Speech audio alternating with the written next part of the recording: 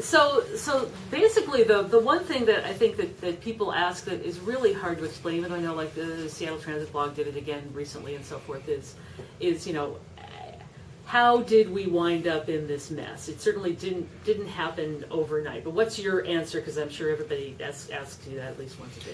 Well, in a certain way, if you think in the scheme of things, it actually did happen overnight, and that was the Great Recession. So Metro is fundamentally funded by sales tax. That's our overwhelming funding source. The other two key funding sources are federal revenue, federal money, which we use primarily for capital projects, mostly buying buses, and the fare. So we're solely reliant really on it as an ongoing tax source, sales tax. And the recession resulted in a collapse of our sales tax. So between the second half of 2008 and through 2010, our sales tax collections declined by something like 18%. So in a sort of in the larger scheme of time, that is kind of overnight.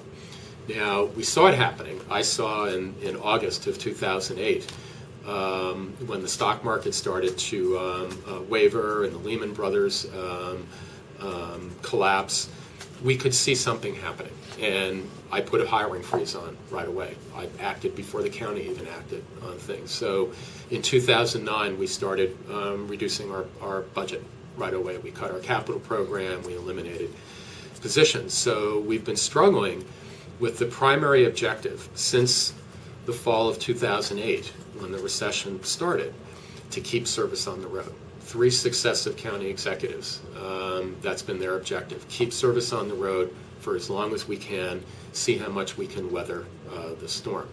But an 18% drop in your core revenue source, you just can't make that up. Simply through belt tightening or raising fares or spending cash. And sooner or later, the structural gap, if you will, a permanent gap, forces us into a day of reckoning. Now, what we've done over that 4 or 5 year period is we've generated almost $800 million between 2009 and this year, 2013, in actions to close the gap. Those actions are efficiency and productivity savings, give-backs from our employees, 4 consecutive fare increases, an 80% increase in the base fare. We've spent capital money. We cut our capital budget by almost $200 million, eliminated almost $100 million that we set aside for buying buses.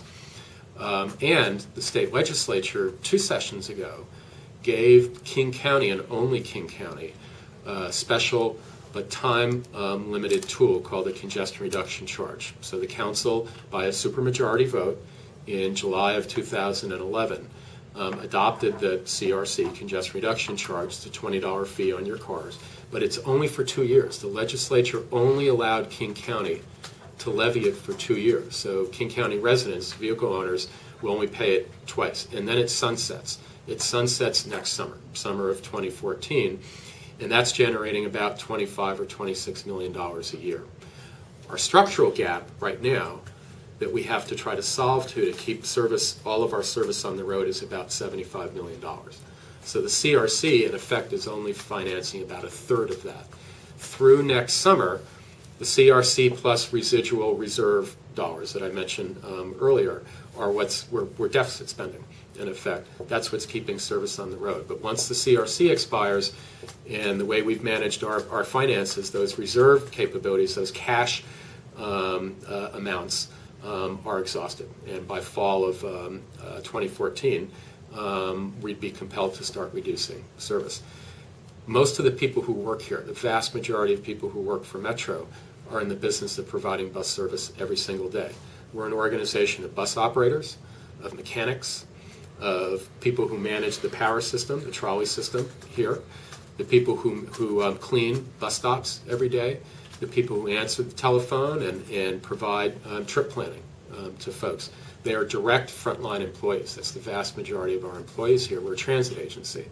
So at some point in time, the only way we can ultimately solve all or most of the remaining gap is to look at fundamentally what we do, and that's providing bus service every day. So one thing that people wonder about sometimes is, is, and I've heard you bring up the Tacoma Pierce County example, so that one's fairly widely known, that they just slash and slash and slash. But obviously you were in contact with people around the country. Is this a unique problem here? Did they start with the wrong sort of funding premise years ago that set us up for this? Is there some other way that not everyone in the country is running around also in that? Transit agencies throughout the country have been reducing service since the Great Recession and raising fares. So the story I just laid out and the steps we've taken are not uncommon throughout the industry. Now, it is also, many transit agencies in the United States are funded by sales tax, dedicated sales taxes as well, but also many agencies are funded in lots of different ways. For example, nationwide, the American Public Transportation Association put out some information that on average, transit agencies receive about 20% of their budgets from direct funding from their states.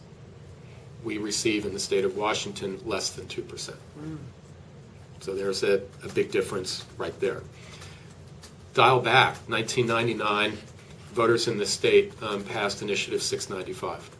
At that point in time, about a third of our revenue, I was at Pierce Transit in the time, about a third of our revenue, a third of Metro's revenue was from our motor vehicle excise tax.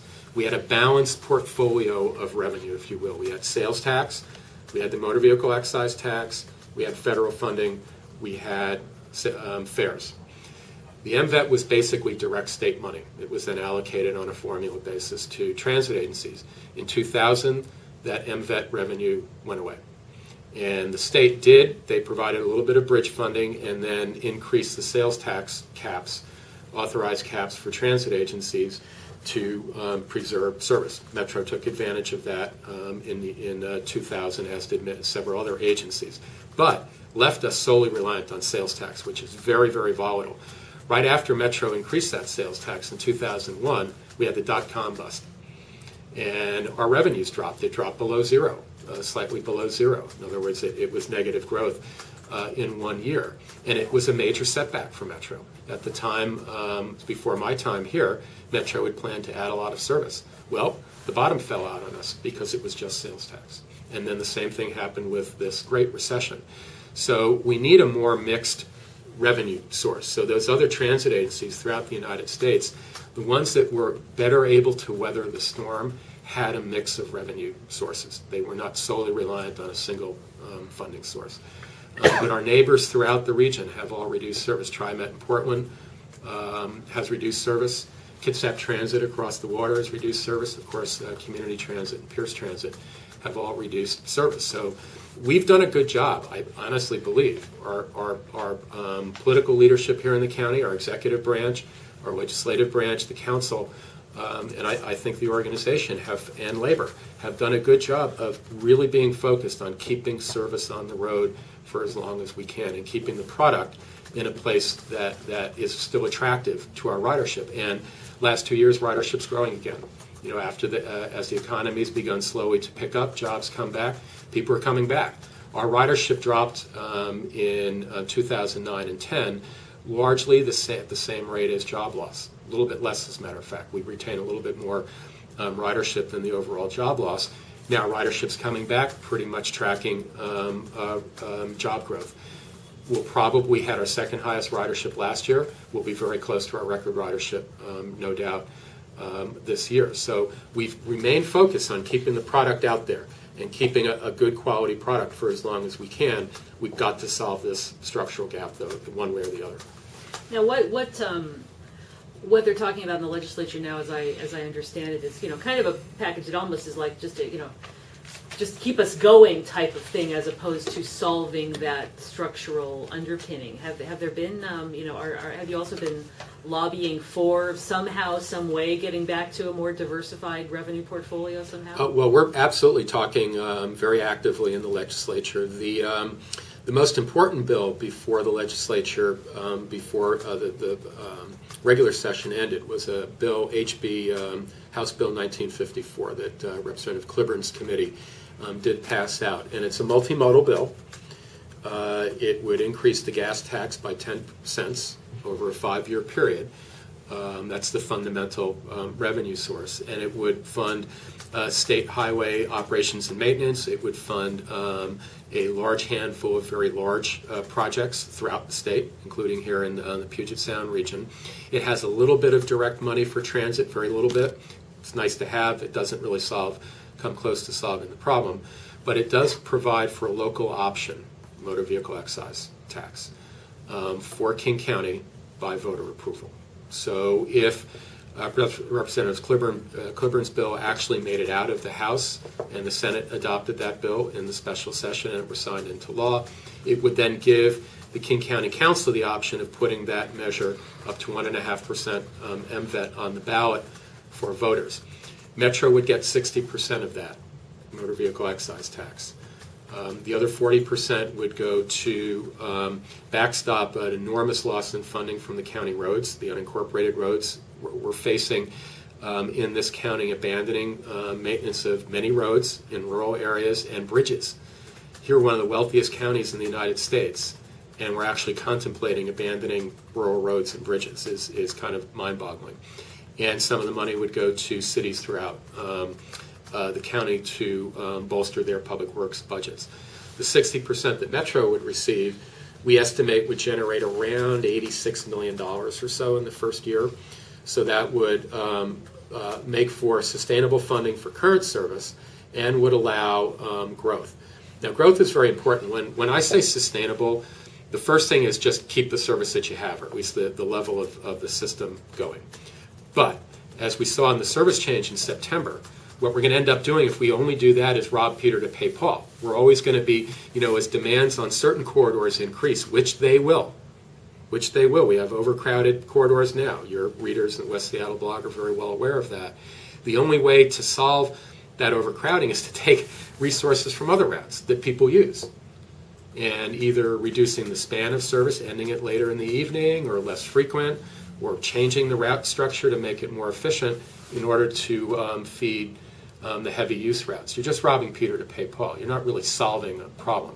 We've got to grow. We issued our 2012 guidelines report on April 1st.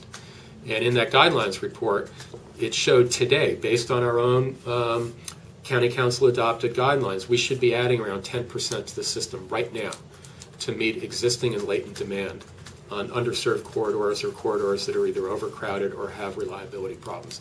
So in my mind, sustainability in the nearer term for the transit component in King County is we need to grow. We need to grow to meet the needs. The needs are very, very well understood and pretty dramatic throughout King County, not just in Seattle. Commuter routes from the east side, from the south, local routes in the south part of the county, which is growing very fast, and it's got a demographic that's a very a demographic that otherwise would use transit if we put good transit service out there. So, incidentally, on the ridership, we didn't quite reach our record ridership last year, but when you add in the Sound Transit component in King County, total transit ridership in 2012, Metro and Sound Transit, that's on Sound Transit buses, Link Light Rail, and Sounder Commuter Rail, 143 million trips, record. I mean, we are putting out more service, more people will use it for a balanced transportation network in King County, where we're maximizing the capacity of an otherwise limited roadway network. And that's the balance that we need going forward. We need to grow to keep that balance and to keep King County strong, economically strong. One thing that people have asked about, which again I know is not in your ability to wave a magic wand and make it happen, but a pressure over on our side is the fact that there's a lot of infill going on, and we've counted something like 2,000 more apartments on the drawing board, and we have a congested bridge, and certainly as you mentioned, the buses are full, and you're sitting here saying you don't have the money to add more to them.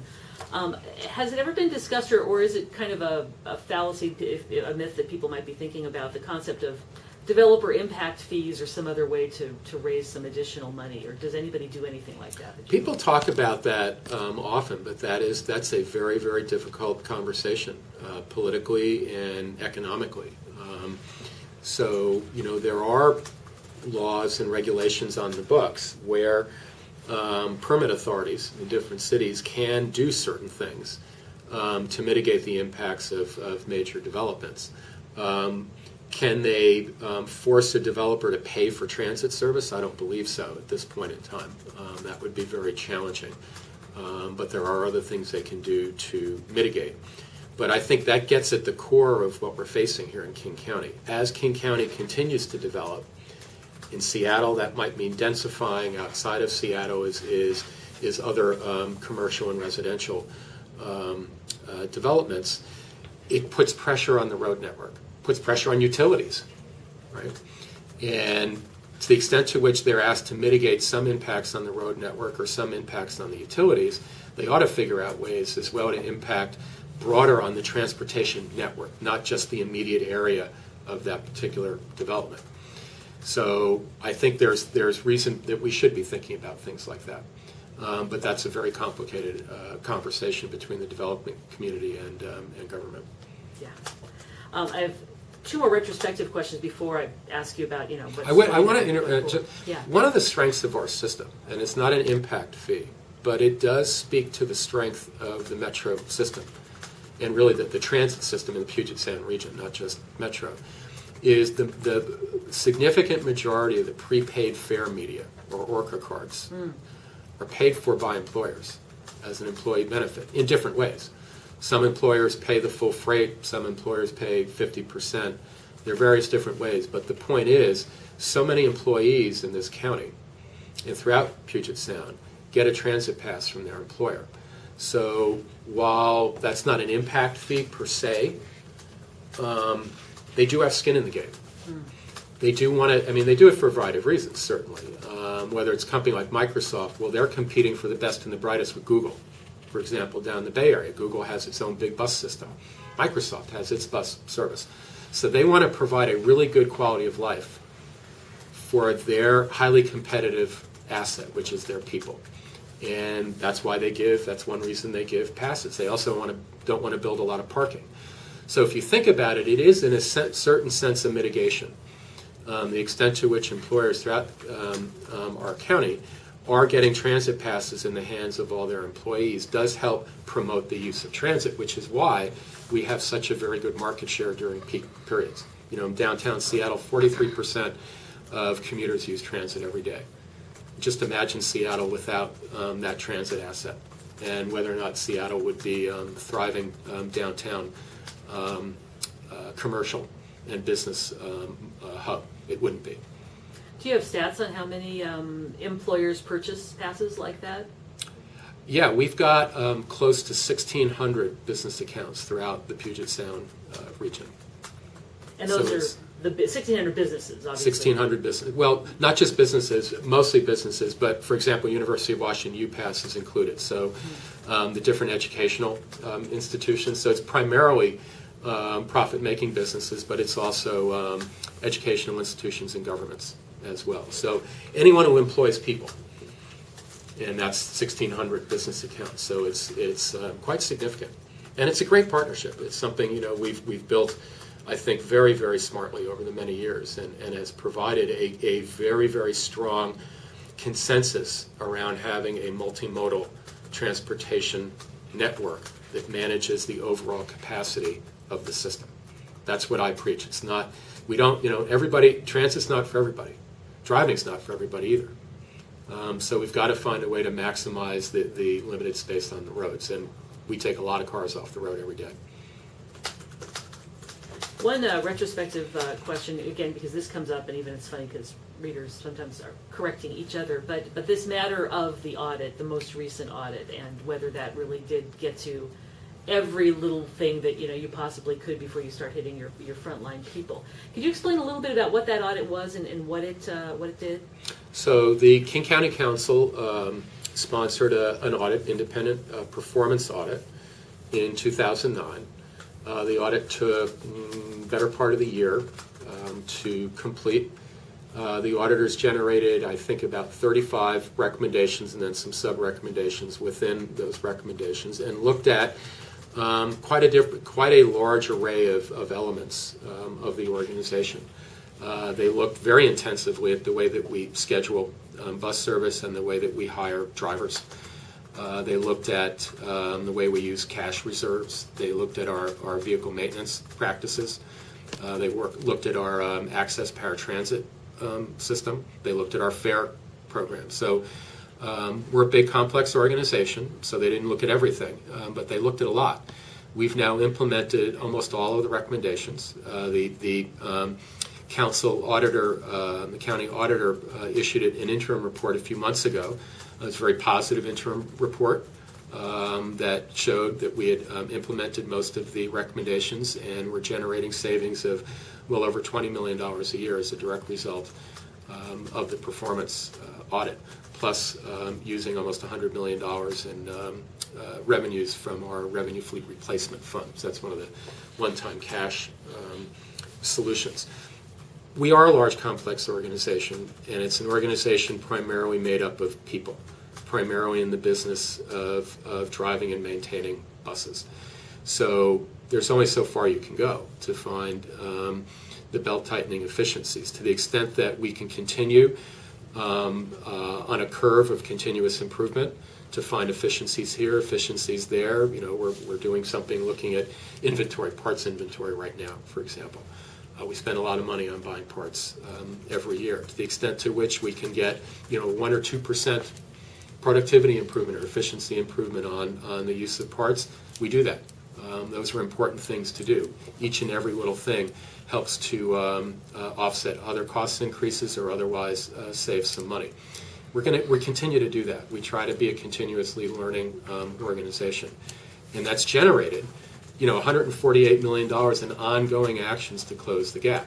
I mentioned before the $800 million that translates into $148 million of ongoing things we're doing. That's a combination of efficiency improvements, belt tightening from our labor unions, as well as revenue increases. So we remain committed to that. The county executive and deputy executive, Fred Jarrett, have been preaching lean management techniques throughout the county, and we're embracing that to find different ways to improve the processes to save some money. We're going to continue to talk to our labor unions about ways that we can operate more efficiently in the system. So regardless of what happens in the legislative session and whether we get a funding tool or not, we're going to continue to try to find ways to operate more efficiently. So I'm guessing then that one of the areas they didn't look at was your management and employee structure and what the organization trees look like, or did they look at that? Sure, they looked at that. They looked at that as part of looking at our maintenance program and our operating program. We're a fairly lean organization. I'm pretty familiar with how transit systems are structured throughout the United States. And can you always tighten your belt? Sure. But I can tell you that people here are working pretty darn hard, and we're just trying to keep up with our workload on a very, very, very challenging environment on internal needs and external demands on the system. So the extent to which that we can find a saving here or saving there in a position, we do that. I look at that in each and every budget process, and we have reduced some of our management staff over the last few years. But at the end of the day, we put out a product that's very complicated. I mean, I think the general public, they see the bus, they see the driver, they experience the bus stop, and maybe they experience the website. But behind the scenes, there's so much that goes into putting out the total product every day.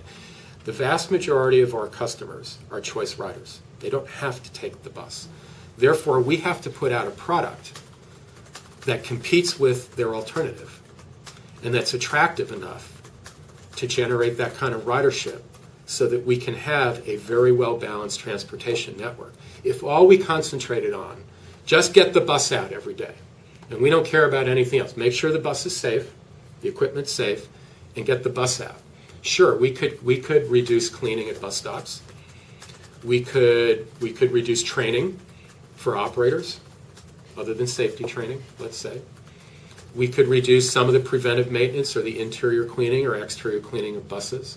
We could have less customer service people. We could have less planners who will go out and talk to communities when they're complaining about or they have good ideas about their bus stop or their routing. We can do less of that, but we wouldn't be responsive to the needs of this community, and the total product we put out would begin to show its edges, its very rough edges, and we would then slowly but surely become a transit system that's used only by the transit dependent. or increasingly by the transit dependent. And there are many transit systems throughout the United States that's what they are. So we try to put out a product that is attractive to a large number of people who live here and that otherwise have a choice. We want to give them a good choice. So the total product requires spending some money to put it out there. That's interesting because last night I said to my son, who is 17 years old, doesn't have his driver's license yet. He rides Metro a fair amount of time, not anyway. And I said, okay, so I'm talking to the guy who runs the whole system. What would you ask? And his first question wasn't all that flattering. But his second question was, what are the people that you're going for? And that was actually what he was getting to, was whether you were just trying to serve people who absolutely had to use the buses and not anybody else. And I hadn't heard it put in that way. So. We have a fabulous demographic who use the system here in King County. It really is. It's all walks of life. Income groups from throughout the demographic, gender, race groups from throughout the demographic, all points in the county. I mean, we are a full-service product. We have great commuter, white-collar workers and service employees, you name it. We're providing service. People, students, elders, seniors. You know, we're proudly, we were one of the most accessible systems in the United States many years ago. Metro pioneered the use of lifts for wheelchairs. And we have a lot of people who are dependent on the bus system who have various forms of disabilities that might otherwise have to use our very, very expensive paratransit system that's mandated by federal law. So there's a cost to that as well. And we proudly serve those people every single day. And we have to cut service. Those are the people that are going to potentially be disenfranchised and or have to go to the more expensive paratransit. So to answer your son's question, we want everybody from every walk of life in King County to find the bus system convenient, at least for some of their trips. So one thing that's been both, of course, from your standpoint, a success, I'm sure, but also from some people's looking outside from in the Rapid Ride launch in West Seattle and in Ballard from last year. And the questions that have come up again as right now, the whole funding conundrum, people have been wondering about the costs that were involved with that, the costs to put in the bus bulbs, to make the changes in the signals, to even bring in the shiny new buses. Can you shine a little bit of light on that? I know it wasn't, some of it came from other sources, so it's not necessarily something that could have closed your gap if you didn't have done that. The Rapid Ride program was envisioned as part of our Transit Now initiative several years ago. At the time, we envisioned 5 lines that then became 6 lines. A fundamental funding source for our version of bus rapid transit here, and this is our version of arterial bus rapid transit, funding source is the federal government. There were a couple of different programs that were very specifically created to fund things like bus rapid transit. So the majority of the capital expenditures, buying the buses, doing the infrastructure improvements at the bus stops, and doing the technology, most of that's paid for by our federal money. And that's our tax dollars coming back here, by the way, that we would otherwise be exporting to another city or another region of the United States that's doing innovative things on transportation. $120 million or so in federal revenue to pay for those shiny red buses and to pay for a lot of the infrastructure improvements. That was money we worked hard to get. We competed hard for the money, and we won through various different competitions to get that money. So the Federal Transit Administration obviously thought our programs were attractive. The overall capital cost of the whole Rapid Ride program, including local dollars, is about $190 million for 6 lines that will have been implemented between 2000 and 2011. A line was 2011, right? 2010. And next year, the final 2 lines over a fairly short 4-year period. 6 rapid ride lines on 6 very heavily used corridors from throughout King County that by the time all 6 lines are implemented will carry about 44,000 people a day. Now I'd compare that to Link Light Rail. Now light rail is very important. It's a different quality of service altogether. It's expensive and it takes longer to build because you get a different type of product. So I'm not comparing Rapid Ride with Link. Link is a very, very important asset and it's going to be important to the future here. But we will get 6 rapid ride lines for less than $200 million that carry more people than Central Link is carrying today. Those are corridors largely where Link will not be operated. South towards, on Pack Highway, south towards Federal Way, eventually rail will go down there and we'll be complementing that. So we're looking at this, working with Sound Transit, where the rail program, the very intense, capital intense program is being built for North Link, East Link to build out the full system. What about our other corridors, major corridors in King County? You know, once upon a time, people in the Seattle area voted for a monorail that would have served West Seattle and Ballard. So part of Transit Now, part of what Ron Sims actually, then Executive Sims, asked us to do, well, look, the monorail failed. What can we do? What can Metro do within its capability to provide some kind of stepped up level of service for the people of West Seattle who just really, really want a better transit product, and the people in Ballard who want a better transit product to get in and out of downtown Seattle? We came up with Rapid Ride.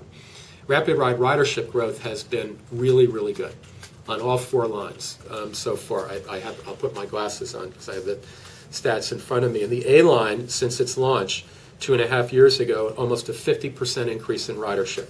We're carrying 8,200 people a day on the A line. The B line launched a year and a half ago, 14% increase in ridership. The C line launched just in September, 44% increase in ridership on that corridor, carrying over 6,600 people a day on that line. And the D line up to Ballard, 12% increase in ridership. Now, when we launched the C and the D line in September, we didn't launch it as well as we wanted to. There were we had the huge service change at the same time and the end of the ride-free area. You know, in retrospect, we did too much at the same time. We shouldn't have done that.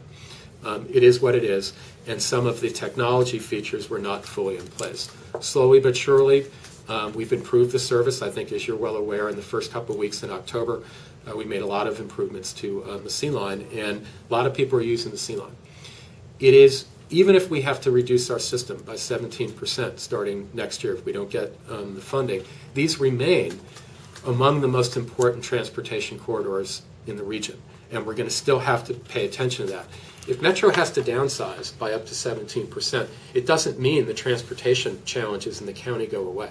We still have to find a way to attract more and more people to the transit system. Rapid Ride clearly is attracting more people to the transit system by stepping up the product, by providing different features to the product to attract an even larger market group. That's faster service, more reliable service, and with the technology enhancements as well. All those pieces together create the total transit product that attracts a larger number of people. Getting right back to your son's question, who are you trying to attract? We're trying to attract a broader group of choice riders who like that level of service, who like those extra features. So how are we ever going to get then to the point of growing somehow if you're this is another year where you're like, okay, we just have to find the money to replace the money so we don't have to cut? Do you have much hope, even separate from the individually what's happening now? Do you have hope that somehow we might? Well, people often ask me, do you have hope, or are you optimistic? And in my job, in this very, very challenging transportation environment in our state, in our region, I always have to have hope, because the opposite of having hope is, why would I be doing this job at some point? You've got to always be pushing forward. Whether it's those little things you asked me for before, can you be more efficient? Sure, we always need to be learning. We always need to do our job better. To pick off one thing after another, to save a buck here, a buck there, those things matter. All the way to, what do you see in the future? How are we going to resolve the transportation problems if the transit system needs to grow? Ultimately, I remain pretty confident that it will. That we'll find a way. I don't know what it will be. And obviously the political mountain that we're going to have to climb, first with the state legislature and then probably voters, is to convince folks of the value of this multimodal transportation system and why it's important to every single resident of this county. Even if you don't use transit every day, it's important to know that 520 is flowing freely. We've added with Sound Transit a lot of bus service on 520 when they told it, to give people an option. It's a complete win-win. It's a huge success. Traffic slowing faster, yes, motorists are paying the toll, and transit ridership's up 25% on 520. we and the state government and Sound Transit and the Puget Sound Regional Council created a corridor that's working better now by investing in transit as well as the road network. I-5, I-90, the major arterial corridors, if we can keep them moving with a multimodal approach, it's going to keep this an attractive place for people to live, attractive places for companies to come, or attractive place for companies to stay.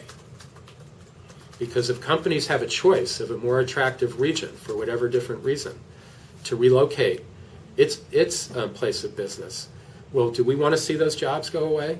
Those generally high income, high education jobs that come to the Puget Sound region? Because those companies do have a choice. We saw it happen with Boeing, right? They had a choice. So the future is a region that has a very, very good quality of life. And part of a good quality of life is a transportation network that works, that's successful. And the transit has to be a piece of that. The general business community here in King County gets that. That's why I'm confident in the end we'll find some kind of solution so that we can continue to keep the service on the road today and to grow into the future, because fundamentally the future of King County depends on it. So it's been a month or so since you first stood up with the charts and the maps behind you, and the this might be cut and this route might be affected and all that, and people are still asking, how did you come up with that list? What helped determine it? Because some of them are looking individually at routes that were already affected last year and seeing, oh my God, this is going to get even worse, and some are saying, well, why not this? So let's go back in time by 3 years now. The County Council created the Regional Transit Task Force, knowing that cuts were looming, that change had to happen because of the severe drop-off in our revenue. And the results of the Regional Transit Task Force, which is a group of some elected officials, business community, riders, interest groups, really nice mixture of folks, about 30 people, gathered intensively for many months to try to think of what's a different strategic direction to take Metro. How can we allocate service differently? How can we put a more productive face on the system and not just allocate service based on political whims? And they made a series of recommendations that we turned into a new strategic plan and service guidelines that were adopted by the council in the summer of 2011, right before they adopted the congestion reduction charge. Those service guidelines create a different template for how we would manage the system, with a much stronger emphasis on productivity, but also social equity and something called geographic value. But those guidelines are more prescriptive in terms of how we allocate the system. Guidelines themselves are very, very complicated, but at the end of the day, you run the routes, the ridership and the demographics through the corridors where the routes operate, through the guidelines to determine what are the more productive routes, what are the less productive routes. The lesser productive routes, the routes that fall in the lower 25% of productivity based on ridership per hour, ridership per mile, would be subject to further examination and possible reduction. So the big service change last fall, a lot of changes in West Seattle, as your readers are very well aware, we ran those through the guidelines. That was the first big use of the guidelines. So the lower productivity services, we were directed by council to change them, to either make them go away or to make them more productive and reallocate what we saved from those changes and putting them in where routes needed more service or needed some improvements. So what we issued on April 1st was just running everything straight through the guidelines without any significant consideration to restructuring.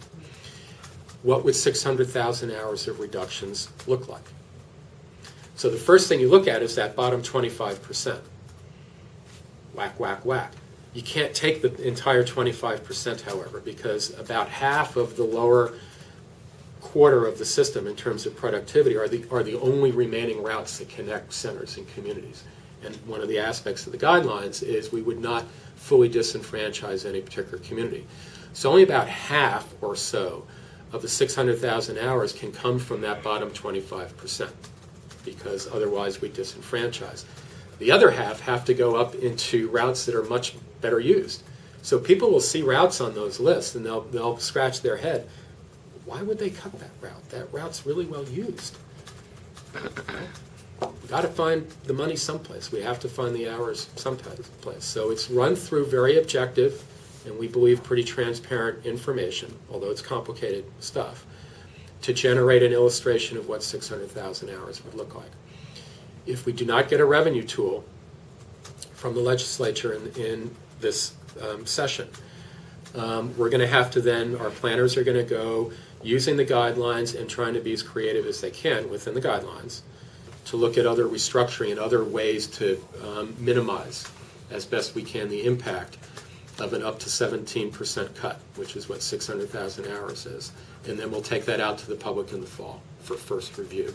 So probably what we'll do, October, November, is take out proposals for public review, gather lots of them. We'll get a lot of input, I'm sure. Just the September service changes last year, we had over 10,000 public contacts. I would imagine with something as fundamental as this, we'll exceed that many, many times over.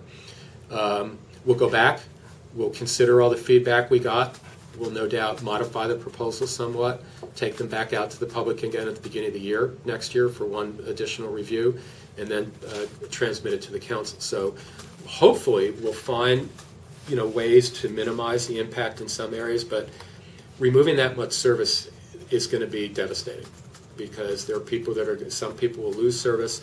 They'll have to walk further. They won't have service later at night for potentially, or the routes that we don't cut are going to have much more pressure on those routes, and then the ridership will increase. They'll be more crowded, and a crowd in general means less reliable as well.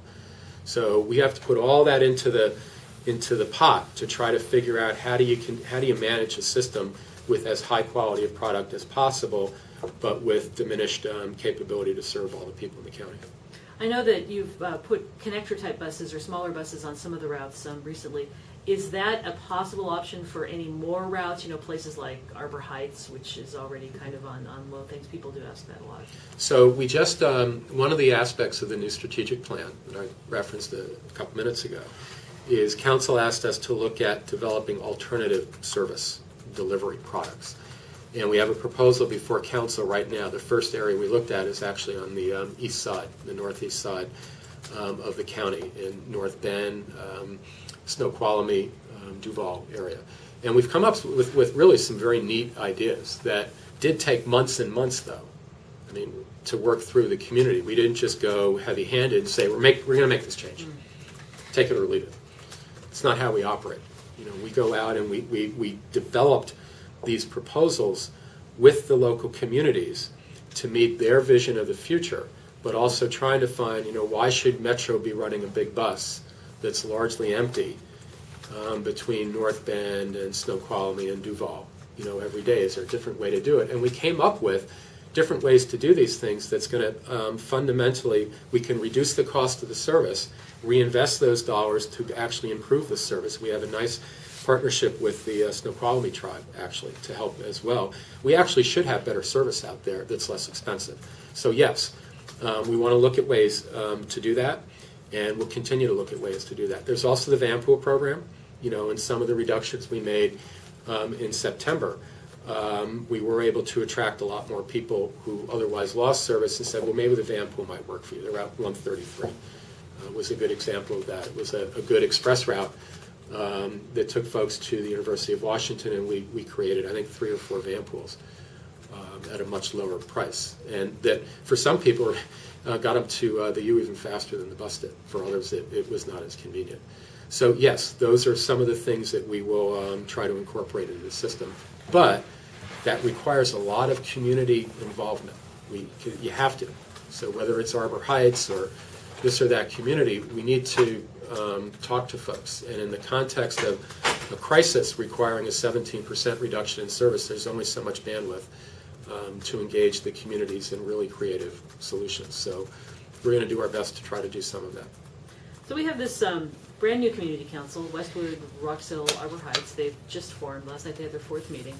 And they talked about their priorities, and their top priority is Metro and Metro service, especially because they include Arbor Heights although ironically the area also includes Westwood, which now suddenly has become this massive transit hub with zillions of buses going there. But one of the things that their new chair, Amanda, wanted me to ask was, what specifically do you tell people, what can they do right now besides call your legislator? We have supportive legislators from our area. We've been talking to Representative Fitzgibbon, Cody, Senator Nelson. So is there anything more that people in West Seattle who are concerned about this can or should do to support it? Next Tuesday, the 14th, correct? It's the 14th. The County Council will be its Transportation and Environmental Committee, the Tree Committee, will be holding a hearing Tuesday evening, and it's over at Union Station in the Sound Transit boardroom. I believe the hearing starts at 4 p.m.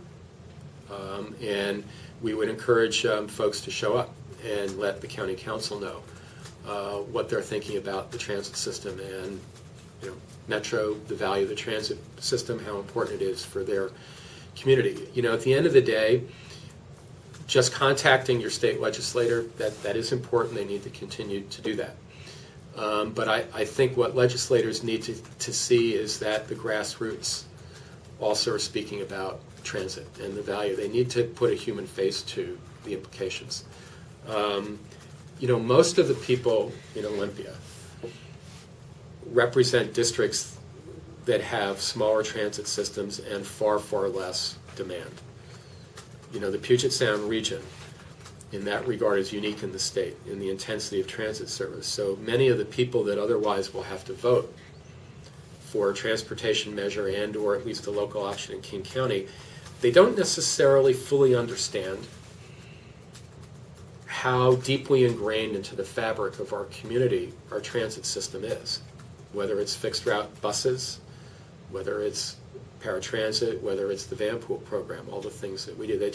It's not something that a legislator from Yakima, for example, necessarily understands how intensively we use the transit system here and how much we rely on the transit system to keep this region humming. So they need to hear from the people who use it and depend on it every day. They need to see that. They need to know that if they do give King County a tool and or provide direct funding, that it will be used well. And I think ultimately we can convince legislators that maybe are on the fence about this, that if they do give King County a tool, it will be used well. And it's not just that it's important for a senior citizen in Arbor Heights or something like that. It's also important for their interest, because if they're moving product from eastern Washington over I-90, if they're moving product on the I-5 corridor to port here or Tacoma or wherever else, that they can get their trucks in and out. They can get their product in and out as well. That's why it should be important to legislators outside of our region, because this is such an important part of, we're a very trade-dependent state. It's such an important part of the success of the state of Washington. And that's the message we try to get to all legislators throughout the state of Washington who we want to have supportive of a balanced transportation program. And I think, the general public needs to help make that point to folks, why it's important personally for them, why having a choice is important, why it's important to our future here in King County.